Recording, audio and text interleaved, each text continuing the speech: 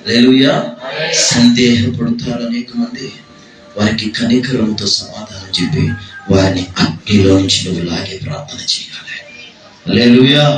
నాశనానికి చేరువవుతున్నటువంటి వారిని నీవు మనస్పూర్వకంగా ప్రార్థన చేయువారిగా మార్చబడాలి. హల్లెలూయా. ఆఖరిగా ఒకే ఒక మాటను చూసుకుందాం దేవుని సన్నిధిలో. ఆఖరిగా ఒకే ఒక మాట పరిశుద్ధ గ్రంథంలో రాయబడినటువంటి మాట. ఆరాధనకు యోగ్యుడా నా స్తుతి సింహాసనముపై ఆసీనుడా,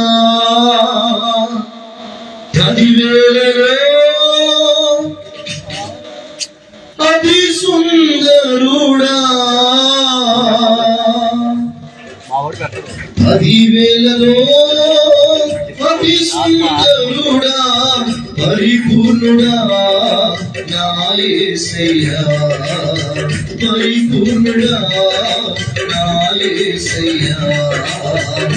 ఆరాధనకు యోగ్యుడా నా స్తుతి సింహాసనముపై ఆసీనుడా, 10,000లో 10,000లో 10,000లో అతి సుందరుడా, 10,000లో అతి సుందరుడా, పరిశుద్ధుడా నా యేసయ్యా, పరిశుద్ధుడా నా యేసయ్యా.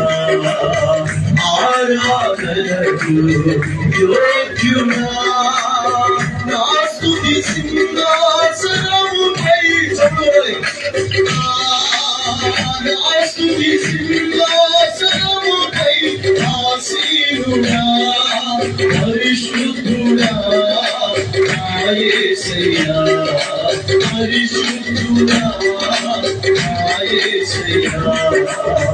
అమృతమయమైన నీ వాక్కులతో